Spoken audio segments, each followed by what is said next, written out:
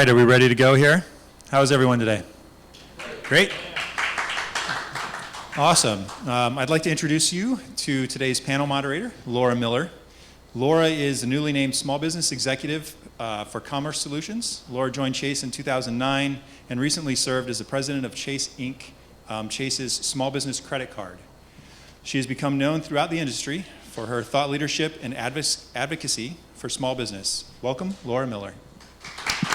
Thanks, Michael. So good evening, and it's very exciting to be here, and thank you all for showing up.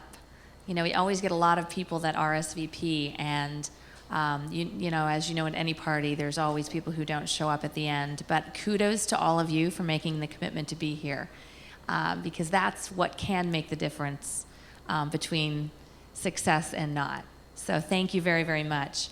I'm really excited personally to be here at Dallas Startup Week. This is my second year in a row, and Chase for Business is very proud to be the sponsor of today's session. And our goal today is to demystify the credit process and equip you with actionable steps on how to use credit to capitalize on emerging opportunities or deal with unexpected surprises in your business. So with me today, I have a thriving entrepreneur and 4 small business thought leaders. So I'd like to have them introduce themselves so you can learn a little bit more about each of them. And I know why they are excited also to be here at Dallas Startup Week. So, Shelley, can I start with you at the end? Sure. Hi, I'm Shelley Whittem, and I am the director at Addison Treehouse. We're a co-working space up in Addison, Texas. And this is my first time at Startup Week. I'm really excited to be here, meet all of these awesome people, gain knowledge from everyone, and just bounce ideas back and forth, and help you and have y'all help me back and forth, and excited to be here.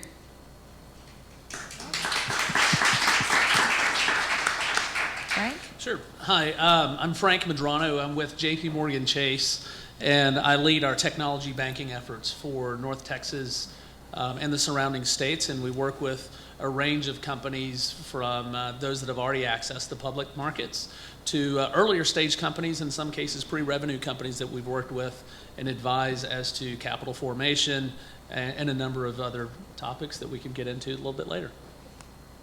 Great, thank you. Hayden? Hi, Hayden Blackburn. I'm the director of IdeaWorks over in Fort Worth, so I'm from the west side of the Metroplex. Excited to be over here. But we work with mixed industries and looking at the revenue-generating companies that are looking to scale and grow their enterprises, and is what I am also an organizer for 1 Million Cups Fort Worth. Nicole? Hi, I'm Nicole Meadows, an entrepreneur. We bought a business in 2008 at the height of the recession. Ended up evolving, and now we have 4 small businesses, the latest being Nikki's Popcorn Company, which we started almost 2 years ago. So I'm excited to be here. Our thriving entrepreneur. And Herb. Yeah, good afternoon again. I am Herb Austin.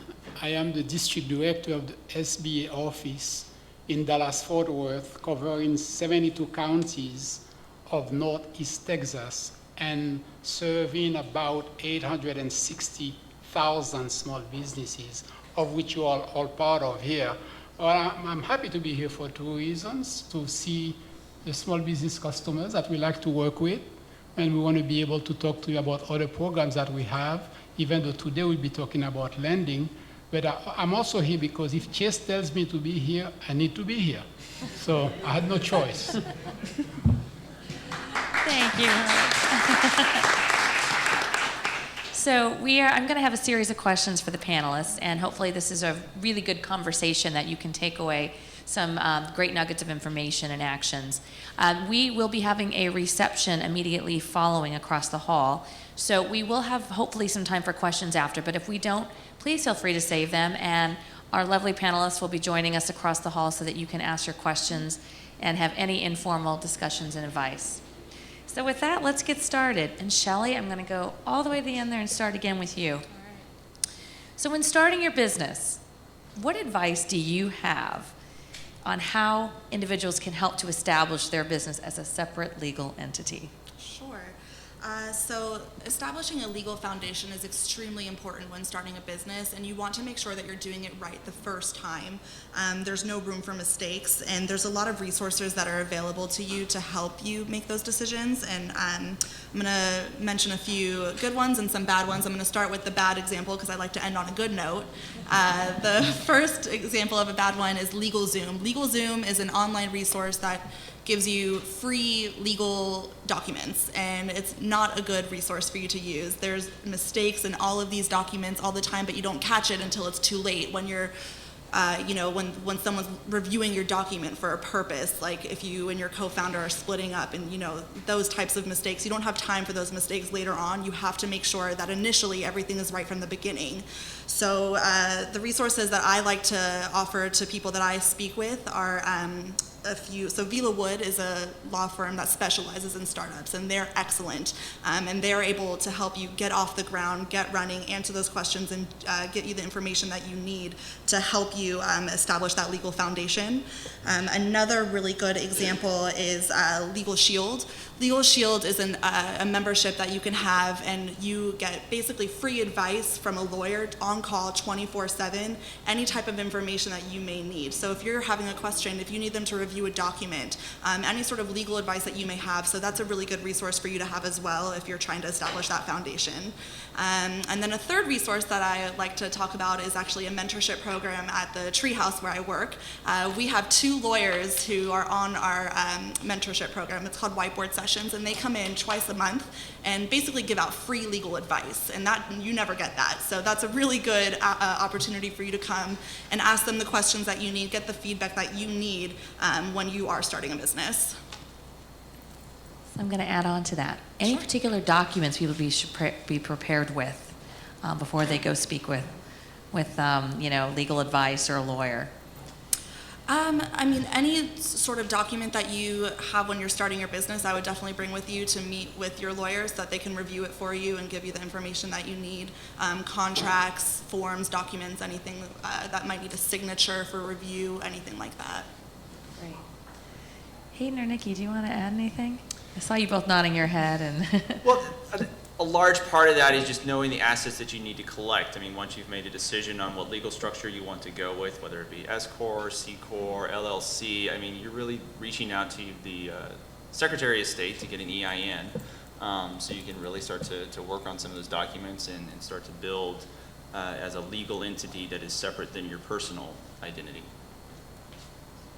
The only thing I could add is just making sure that as soon as possible, separating your, like you mentioned, separating your personal and business finances, establishing a checking account and all that, and just keeping it separate, because it makes it so much easier as you grow to keep that separate. It's not muddied. Yeah. You know where you stand.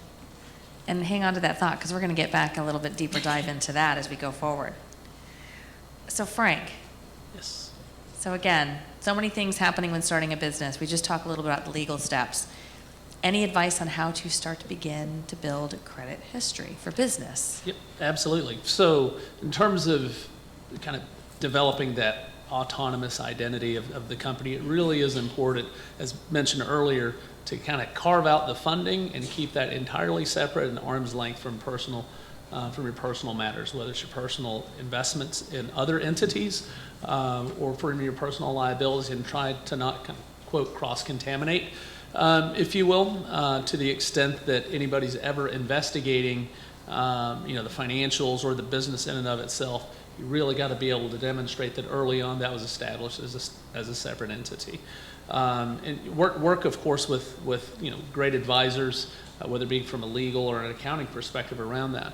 Now, in terms of kind of raising capital for this independent company, it's really helpful to have a plan, and I know we hear that very often, whether we're listening to podcasts or reading other literature around kind of formation of a business, but it really is important to try and document a separate entity altogether, capitalize it separately, and speak to potential investors, banks, anybody else that may be interested in your story, as if that's a separate entity, and you're speaking to it as if it's not necessarily your personal pet project, but it truly is an independent entity. So the more that you establish that separation of responsibilities, the better off you'll be in the long run, not only in terms of kind of the ability to raise capital, but also be able to defend why that's a totally separate entity that you may not be personally liable for.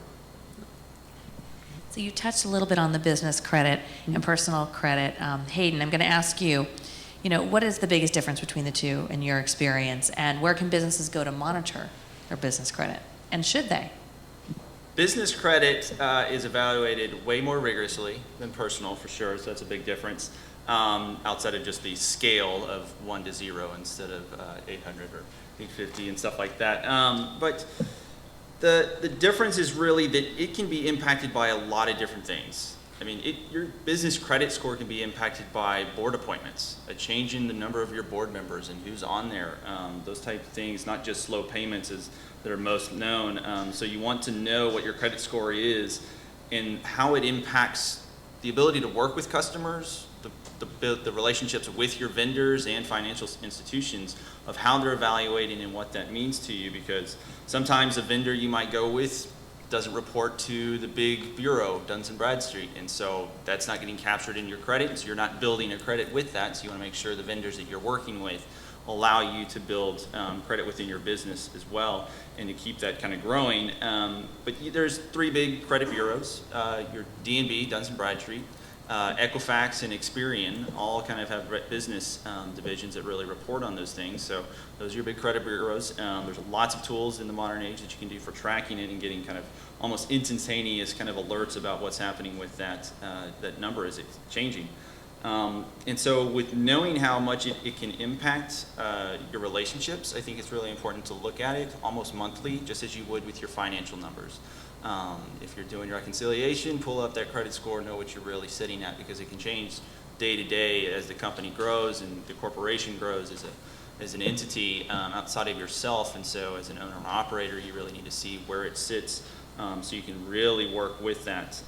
But also knowing that that's how you're evaluated. I mean, that FICO score is very important to the financial institutions, and so you knowing what your business credit numbers are is really important.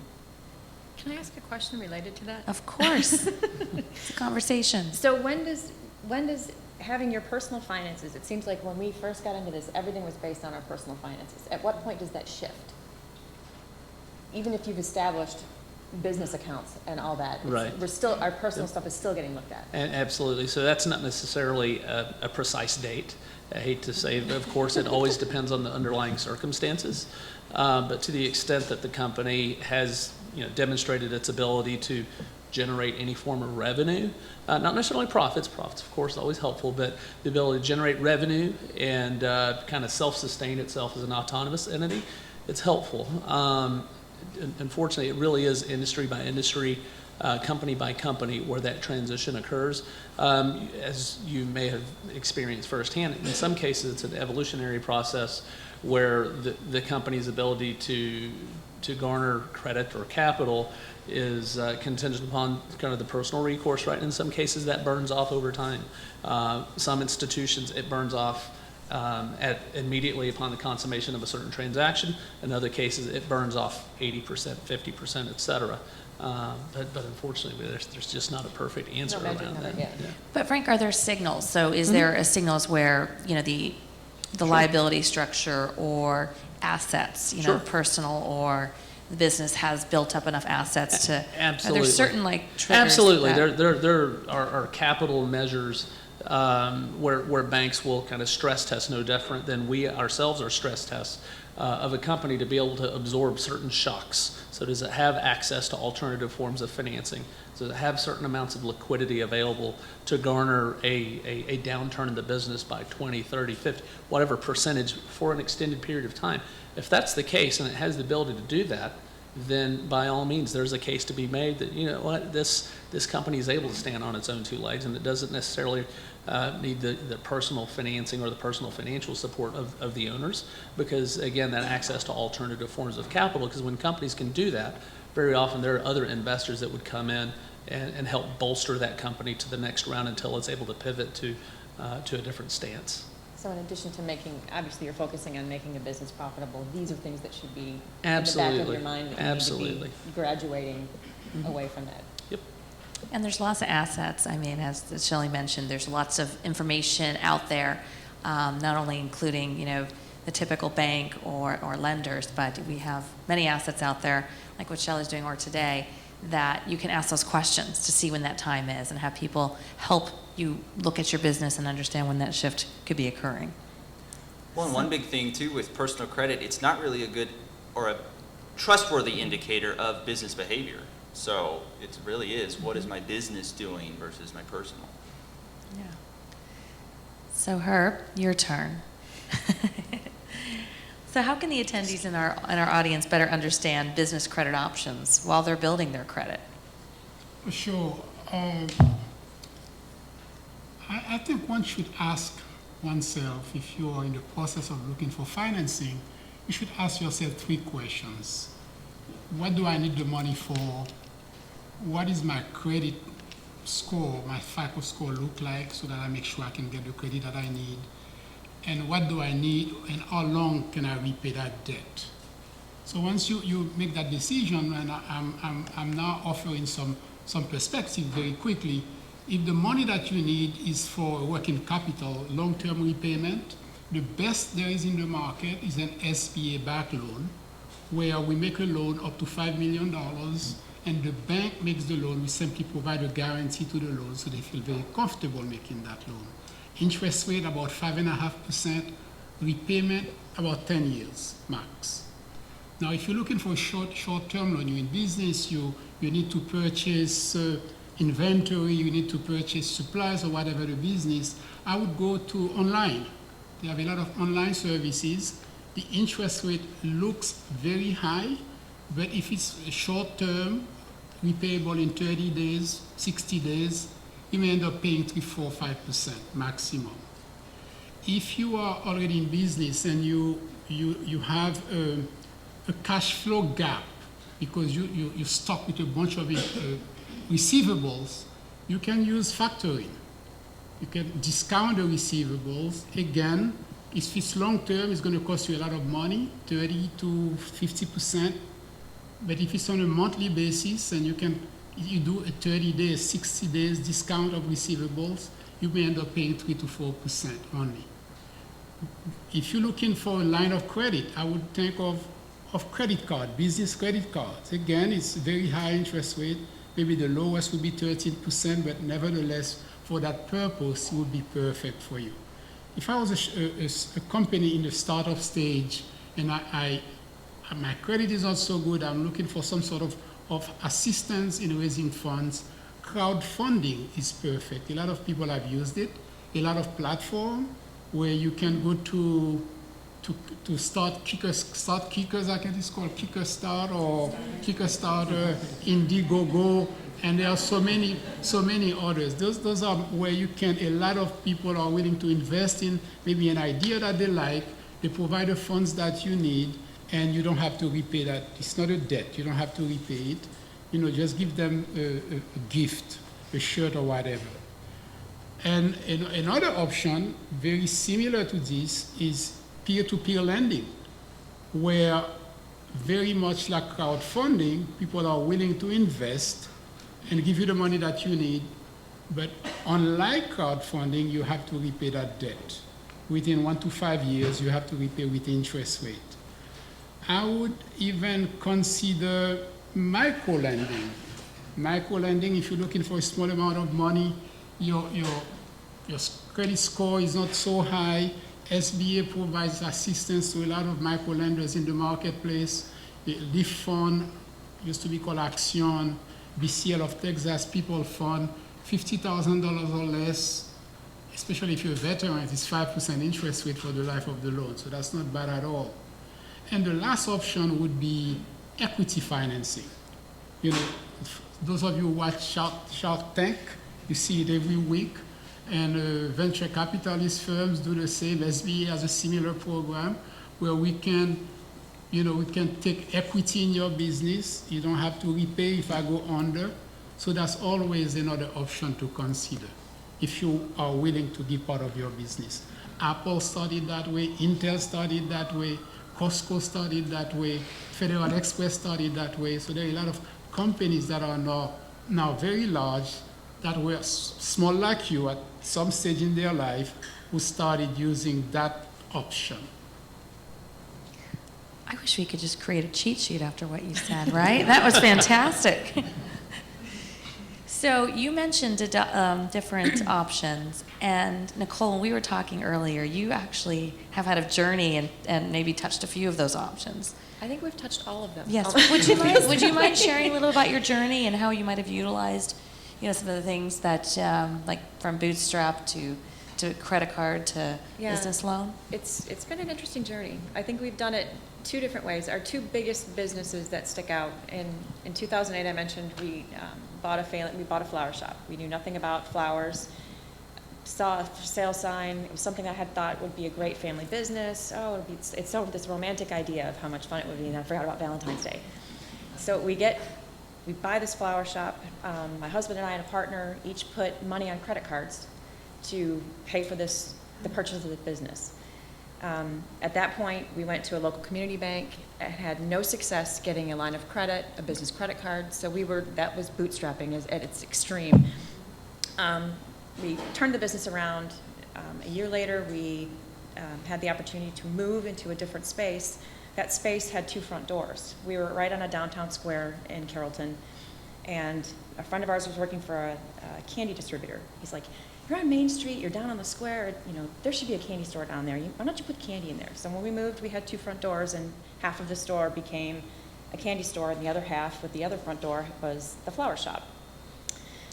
It took hold. People really liked the idea, so we had the opportunity to move one more time, and in that move, we moved into a space that was right directly in the center of the block on Main Street, and it became a full-on candy store. In the background, we had bought, a year after the initial investment, we bought another flower shop a little bit north of us, and when we made that move, we moved the flowers to the other location. So through this period of time, this was all based on every dime that we got out of that business went back into it in order to give us the funding to purchase another business, continue to make improvements, invest in buying candy in that new business. At this point, we're like 2.5 years in. We had the opportunity to buy the building that our store was in. So it's actually 2 units. So at that point, we went to Chase and were able to get funding for, I think that's when we opened a business. We moved all our business accounts from the community bank we were in because we weren't getting anywhere with them. As far as we thought for sure, because it was a community bank, they would be more willing to lend to us because we were a local business, we were right in their backyard, and that was not the case at all. So at that point, we contacted Chase. We were able to secure a mortgage for the building based on our track record and the business growth that we've seen. And we were able to purchase the building. Now we had income coming in from one of the spaces that we were renting out. Ended up selling the flower shop. Several years later, we decided that, okay, we want to open another store because we didn't have enough going on. We wanted to be in Dallas proper was the goal. And at that point, we had been with Chase for a while. They had been very good to us. We were able to get business credit cards, a line of credit for our existing business that allowed us to do capital improvements. We were able to redo the flooring and just continue to, again, put every dime that we made back into those businesses to keep fostering the growth. Because at this point, both my husband and I, my partner, have all maintained full-time jobs. So it was 2 years ago, we had been talking about doing another business, which was Nikki's. And we were at the point where my husband and I were going back and forth, okay, who's going to quit their job? Because we're now taking on something that's so big that somebody's going to have to quit and manage this. And I was fortunate enough everyone in my company was offered a voluntary severance. So it was kind of like, okay, that made the decision for us. It was like, it's my turn. I get to throw all my dress shoes and my dress clothes away, and we started this adventure. And that's when we approached Chase about funding an SBA loan. And we were able to, I'm not going to say it was an easy process, but it was based on our banker. Our banker was extremely helpful and guided us through. It was a tremendous amount of paperwork and all of that stuff, but the bank has been Chase has been great to us. So you utilized many of the methods that Herb spoke about, right, and through your journey. Another question for you, and then I'd love to open it up to the rest of the panel and see if they have anything to add to this great story. How did you decide what loan when? Was it just intuition? Was it speaking with others? I mean, when did you decide to use, regular business loan versus the SBA versus your credit cards? I think it was just kind of, I think we knew enough about business finance. I was a business analyst, so I have some business sense already based on my personal experience, but it really depended on what we were trying to do. Obviously, credit cards will get us a little bit extra inventory leading into Valentine's Day because we know we're going to have that cash back before we get the giant bill from the supplier. I guess maybe it's more based on scale. When we had to do capital improvements and move one location to the other, we needed a little bit more money than we were comfortable putting on a credit card, and that's when we thought, it would be just nice to have that cushion, so that if something does come up, we're not in a panic it's just nice having that safeguard. So maybe cash flow and scale were some of the differentiators. Yeah, absolutely. Yeah. I don't know, Hayden, Frank, Shelley, would you add anything as you think about types of credit options? Absolutely. If I'm speaking to more of the entrepreneurial set, the feedback that we often get the most is, look, I'm looking for non-dilutive capital. I've started off this business and I want to own 100% of the pie. And we absolutely understand that and get that. But in some cases, it does make sense to own maybe 80% of a much larger pie than 100% of one that will be much smaller. And again, these depend on circumstances and what you're looking for out of that capital. Because in some cases, if you're looking just for a loan to buy a machine or a piece of equipment or whatever the case may be, not sure if equity is the best solution for something there. But if you're looking more for, in addition to the dollars that would come from somebody like that, but an experienced mentor, smart money as we call it, then that's when it probably makes more sense to look at some form of dilutive capital. What's that percentage? It really is a case-by-case scenario, depending upon what your growth ambitions are and what the capital needs are.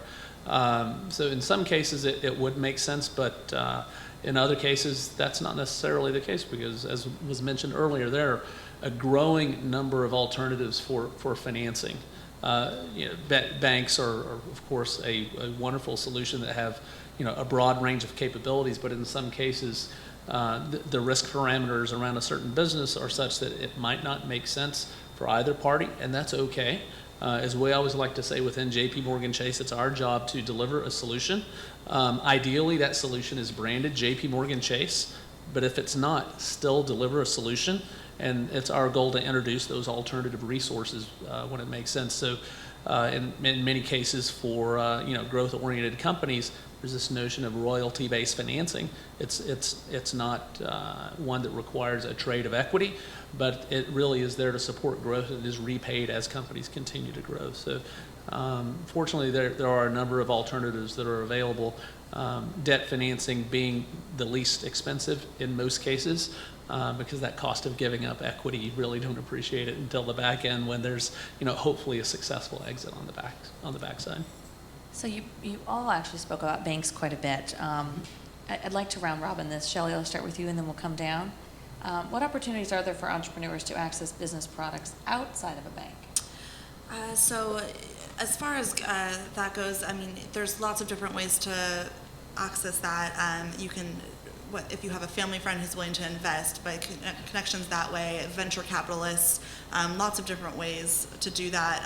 The Treehouse is a really good resource for that. If you ever are not necessarily knowing which direction you want to go in, go meet with the mentors, go meet with those people who can tell you, oh, this is what you need and this is who you should meet with, and they'll help you gain those resources and gain that information.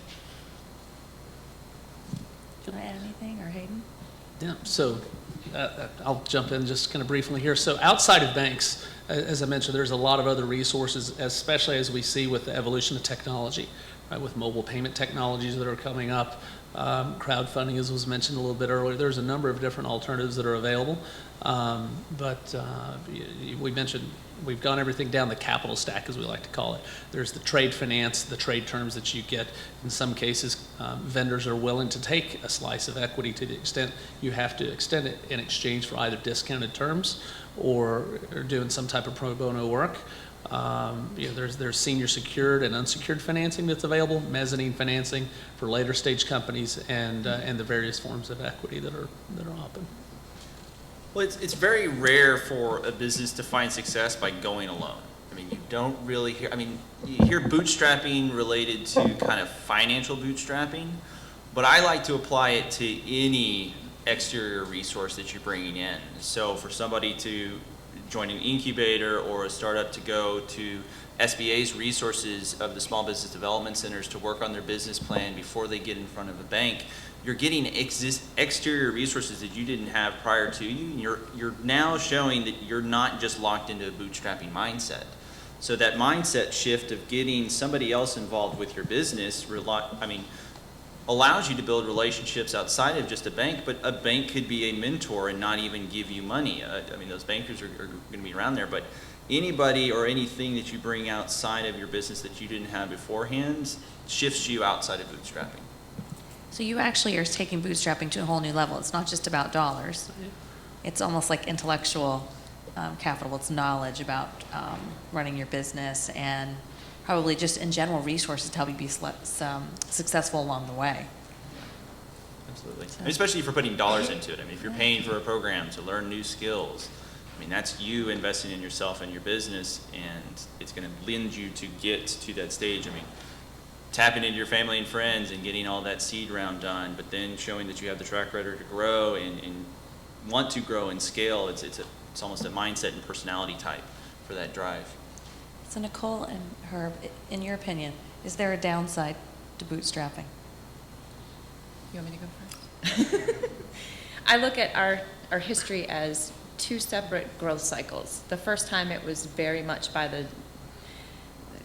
everything was done by the string of a thread, or however you want to say that, where we were just using every available penny and nickel and dime to get things done, and we did it part-time, outside of working a full-time job. And the second time around when we built Nikki's, it was very different because we had the support of an SBA loan. We had undivided attention because I left my job and I was focused 100%. And the amount of growth that occurred in the first 4 years of our experience versus the amount of growth that we've had in the last year and a half are completely different because we've had the finances and the focus and the attention. So we've always bootstrapped, but the growth is so much more tremendous when you have more resources available to you and focus. Herb, do you have any comment on that? Judging on Nicole's model, seems as though it does work. And obviously my way of thinking is you really cannot grow the business fast enough just using your own limited funds. So at some point, one has to do what Nicole has done, and that's why I like her model, is to start that way with no credit. And as the business, more business coming in, there is that need to go to a bank and wherever to get more money to inject into the business. So I'm going to take a few moments and open it up to the audience to see if you have any questions. Oh, we do. Yes. Yes, we're talking about business credit scores. Does it seem anything for nonprofits? And you were also talking about credit scores board members. I was wondering if you could elaborate on how that. Yeah, I'll kind of touch on kind of the board member piece. Whether it's a for-profit, a not-for-profit, an early stage or a later stage company, that is something that banks look at to kind of assess, if you will, kind of the strength of that board and kind of what they're able to offer to the company. Because in some cases that bank may have a relationship with board members already and can provide some insight as to, okay, tell us what's really happening within the board meetings. What strategic direction are we going? And we kind of cross that with maybe our day-to-day discussions with the company. So Again, that's something that we take a look at. And in terms of credit scores for not-for-profits, gotta admit, I've never worked really with not-for-profits, but a financial analysis is conducted. It may not be a traditional FICO score, and I've got to admit, I don't have experience in that arena, but that analysis is done very similar to a for-profit company. Understanding what the charter and the mandate is for a not-for-profit, it's not necessarily to throw off 35% EBITDA margins the way maybe a growing software company is.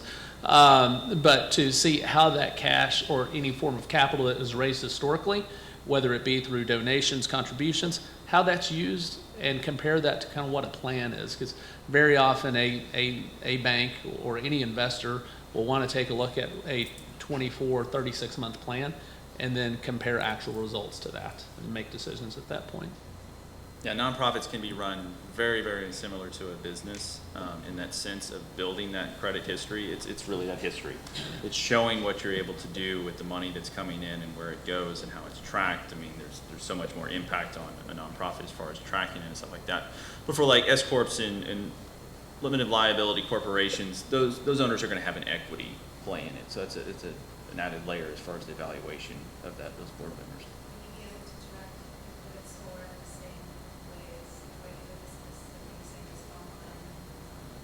Yeah, I believe so. I believe you can get a Duns and Bradstreet number and really track that. But I mean, it comes down to like, what are you able to are your suppliers reporting information about your payment history that's going to lend it, or is it just getting evaluated by a business credit card that you have for the nonprofit, or a debit card that you're using through the bank that you work with? And I mean, that checking account is what starts to track that stuff. Great. Yes. Yeah. Herb did a really great job of decision treeing the access to capital, but can you guys speak a little bit about the documentation that's required so that the small business owner can then go to the marketplace for lending? As it relates to SBA loans? Just to the whole universe, because you know, you did such a great job of talking about different platforms. Yep. But for a small business owner to start to look at that, he or she's going to need to put some documentation together. So not necessarily to each one, but from a higher level. Kind of a macro level. Yeah. Certainly. So a financial package, for lack of better words, is really helpful, and it's a good starting point. What is a financial package? It can vary, right? In some cases, if a company's been established for a couple of 3 years, then any type of external or even internal prepared financial statements going back 2-3 years, along with a projected budget to show what the capital need is going to be going forward and what the earnings expectations are. And then also an attempt to model, because we understand entrepreneurs aren't necessarily in the business of building financial models, but how any type of requested debt would get repaid over some period of time, and how that looks like, and the ability of the company to service all of its obligations, not necessarily the repayment of debt, but its other obligations to maintain its business, its ongoing capital expenditures, its taxes, things like that. So that's helpful. And then personally, what I like to see a company able to identify the market that it's going to go after, right? So kind of start off broad. I'm going to solve a business problem, and here's my addressable market. And of that addressable market, I'm not going to try and conquer all of it in the next 24 months. I'm going to go after a slice of it, and this is the way I'm going to do it, and this is the way my mousetrap is better than anybody else's. So a good business plan in addition to a financial plan is always a really good start. In addition to that, as you will find, an underwriting process of any sort, whether it's equity or debt, it's an iterative process, because in some cases it starts off with simply financial statements, and then it goes a little bit deeper in terms of review of customer contracts. It goes into review of any type of stock repurchase agreements, things like that. Nicole, did you have any best practices to share when you were looking for the? It was just lending? a lot. They asked for a lot of information. So getting it to keeping organized, keeping your personal finances separate from your business finances is key, because you want to be able to present them. Here's a clean package. This is what this is, and it's not muddied with this. You know, here's where I stand personally. Here's where my business stands. And that we've always taken a very stringent approach to accounting. So personal expenses from business, having a really good business plan, and also a financial package, even if it's early on, have it contain projections, and based on, and also a potential debt repayment. That's right. Okay. I always think like to that's what say, heard. you don't have to be the one entering in the data, but you need to be the one that can tell the story of what those numbers say. Great. We have another hi. question over here. Yes. This is kind of for the background. So you were talking about crowdfunding and all the different opportunities that are out there. We started a company that does actually crowdfunding. We were the first one in Texas to do that. So we're familiar with the model, but I've never heard a bank openly talk about that. So would there be some sort of mechanism where if we raise 80% of capital, we do about $1 million raise each time, and if we raise 800 or 900,000, that is there a mechanism that a bank might do a mezzanine or parlay some of that as either a line of credit or potential equity investment in that or some sort of loan? Sure, certainly equity contribution is always the, the place where everything starts, right? Every financial institution wants to see that an operator has some skin in the game, whether that's a small entrepreneur to the much larger equity investors, the likes of Vista and KKR, among others, that there is some type of financial interest at stake. Is it a beginning of a conversation around compounding that? If I understand your question correctly, absolutely. We also want to see, in addition to that, that there is a track record of the business, right? And that it's defendable and it's able to kind of withstand some type of competitive forces, and it has the ability to repay that debt over some reasonable period of time. Great. We have a question in the back there. Oh, you have two. So gentlemen, yes.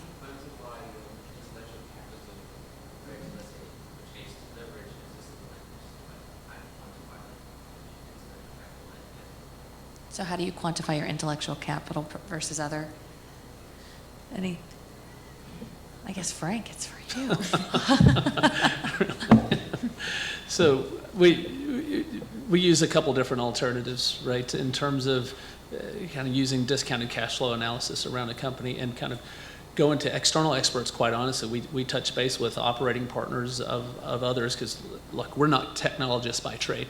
Right, we're not, and we're first to admit that, but we do know how to go in and diligence a company and identify, what might some of those gaps be? What are some of the macro factors that could change for a company that could disrupt it? Now, can you apply leverage and can you attract capital based on amount of that intellectual capital? Absolutely, you can. Is it going to be senior secured bank debt? Probably not if there's not an earnings history behind it. But we take a look. In some cases, we'll hire subject matter experts, if you will, to take a look at underlying code, because we've been in some instances where we'll be in the depths of an analysis, and they'll say, "Okay, here, take a look at our code." Again, I'm not a technologist, so I'm not going to kind of deconstruct that and say, "Yes, that's worth $100 million." But we do hire people that can do that for us and be sure it's defendable. So before we take another question, so Shelley or Hayden or Herb, like Frank's used a lot of terminology, Nikki in her experience. Not everybody might understand some of the terminology. Sorry, I fall into banker talk sometimes, sorry. No. It's actually, it probably depends on where you are in your journey. And so if people do have questions, are there places that they can go to learn the basic financial terminology, what it looks like to have a basic financial package or business plan? Absolutely. There are lots of programs out there, a lot of people who volunteer their time that want to meet with people in the startup community to help you and assist you and help you make those decisions and teach you what this means and what this that means and explain to you the differences between all these options. And there are lots of people out there, and if anyone would like to connect with me afterwards, I would be happy to share more information about connecting you with those people. There are a lot of programs throughout the Dallas Metroplex that are willing to help. Yeah. If I can follow on, and this is just kind of a general observation, there are a lot of mentors that want to help up and coming companies, because in many cases these folks have made their bones already, and they're concerned about legacy and kind of passing it forward. So just be vocal, just reach out to people, people that have had success in scaling companies, people that maybe had a couple of business failures, kind of teach you what not to do in some cases. So there's just a range of people that are out there that are willing, and very often it's part of networking in groups like this with Startup Week, where people are really interested in helping emerging companies continue that growth. How about you, Herb? I was going to add that the percentage of business startup that fail is just amazing. The number is so huge that I hate to mention it at conferences. But nevertheless, I think there is so much out there. When businesses fail, it is because of lack of management experience and expertise, not really for money. And there is so much out there that the small business community can take advantage of, but they don't.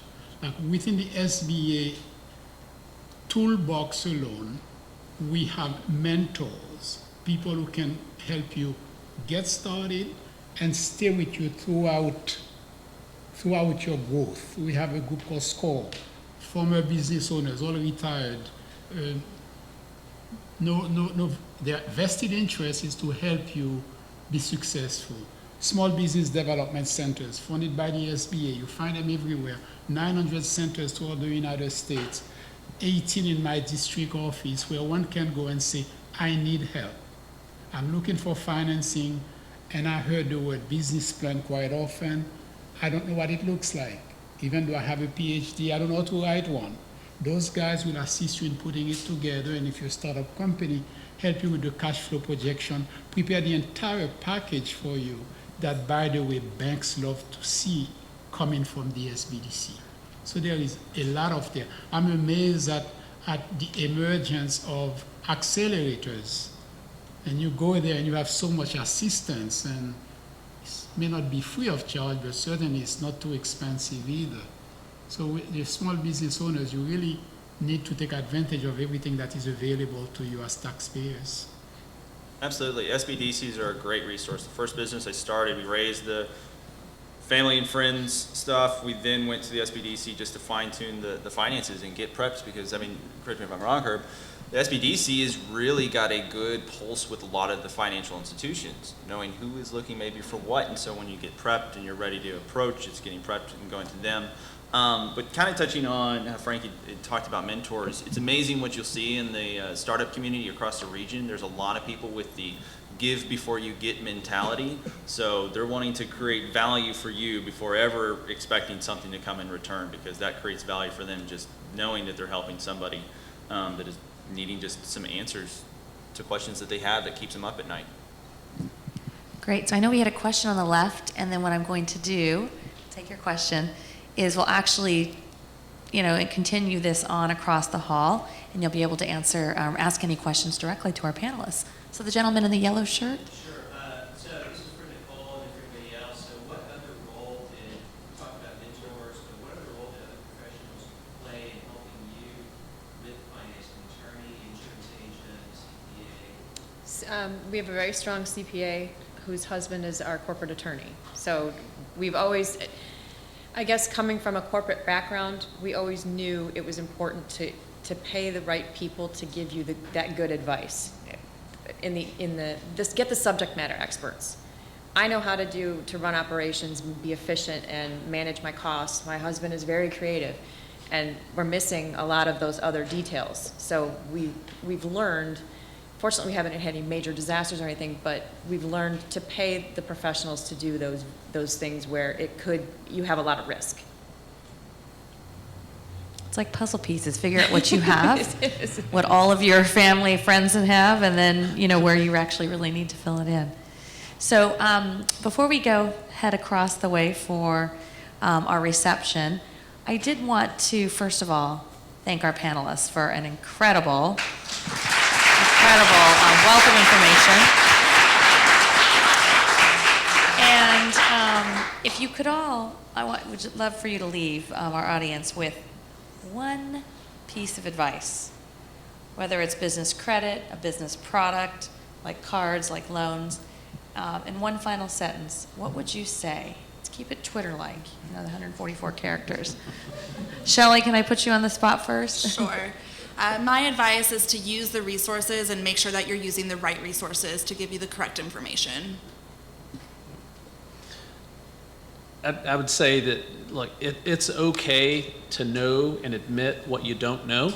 Nobody's going to fault or question that, and if anything, people will applaud that. It takes a certain amount of kind of emotional maturity to acknowledge that, and it's kind of hard with a type A entrepreneur to acknowledge there may be something that I don't know, but it's okay, and reach out to professionals that have experience in that.